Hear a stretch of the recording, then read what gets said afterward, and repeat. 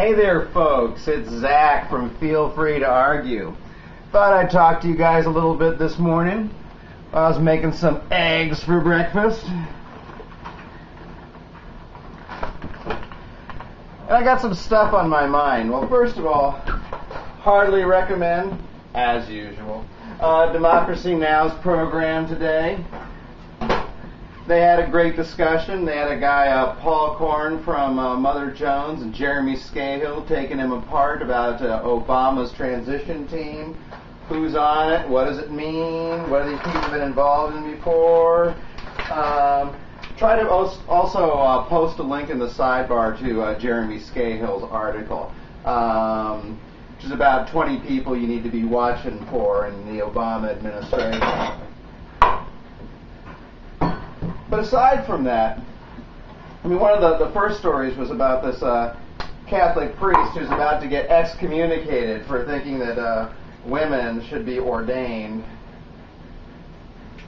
That kind of got me thinking about the greater issue of, like, incarceration and, like, how we value people in society. And there's something I've been wanting to talk about quite a bit for a while now, which is, you know anybody who's ever been in prison? I have. So one of my best friends right now is somebody who spent some time in prison. It's not a big deal. He doesn't tell everybody. I imagine most people don't know. He's a pretty quiet guy. Certainly he's not interested in making a big deal about it.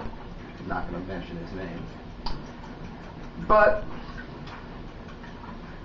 I've actually known quite a few people who've gone to prison. And honestly, save for white privilege, I'd be in prison too. Let me tell you a story. When I was in high school, a little bit crazier and more stupid than I am now, I broke up with my girlfriend. Fairly typical thing for people in high school to do. And then I got drunk. And then I drove over to a friend's house. Of course, I didn't make it. Ran into a telephone pole, broke it into 3 pieces. My car, because it was made out of good old-fashioned steel, was able to drive away from that. And I drove to my friend's house, which was just a little ways away. And then we went out and, did what we were going to do.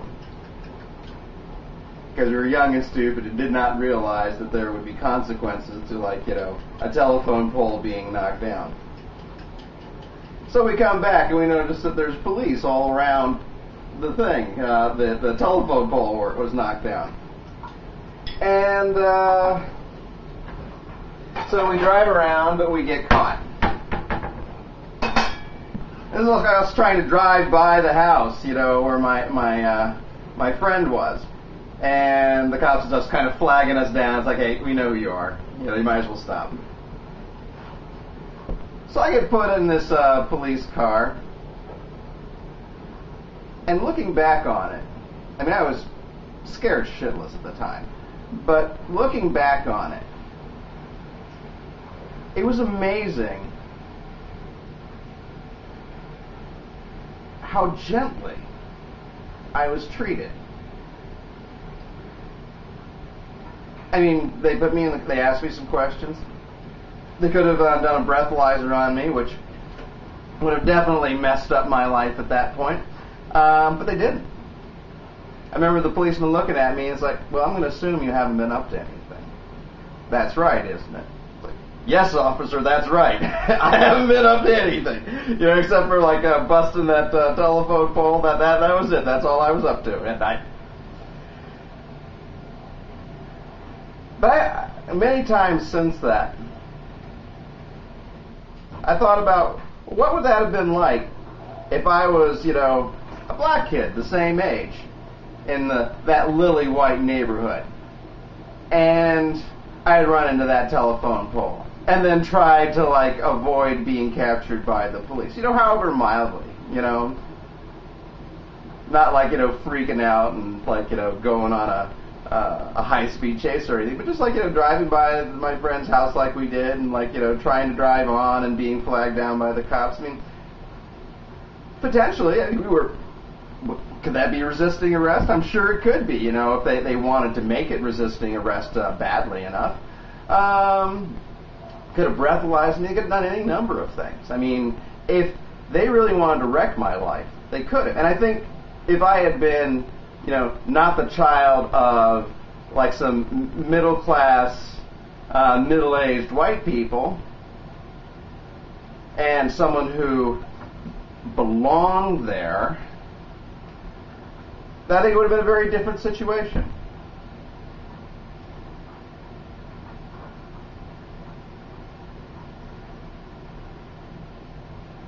I think one of the things that we need to think about when we think about how many people are incarcerated in this country, we're throwing lives away. We're absolutely throwing lives away. And if I could convey anything to people, it's that I've met a lot of people who've been in prison. Quite a few, more than 10. And I would say of those people who, either had been in prison before or ended up in prison after I met them, there was only one person who I honestly thought actually belonged there, who actually did something that, to me, was consequential enough to lose their liberty. And the rest of them, I just view it as a 100% waste of your and my taxpayer dollars, a waste of life, in many cases, ruining the lives of children who, were involved in the situation, as children of the people who went to prison. And you really got to wonder, it's part of this whole tendency that we have in this country to be afraid for no reason. And we've been ginned up with all this fear, and it's allowed us to get to the point now where, well, what are the ramifications of our fear? Well, the ramifications of our fear is we now spend as much on our military as the rest of the world put together. So that's what it's costing you. And that's all aside from, our prison population.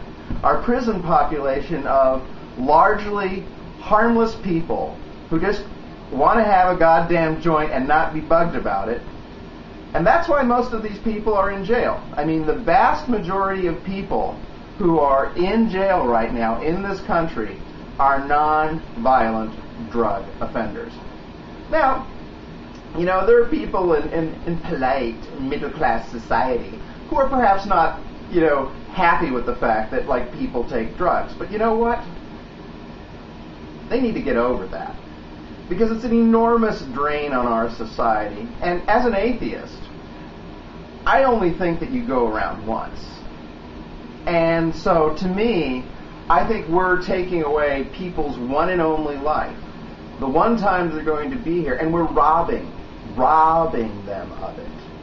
Because of our stupid and pointless morality.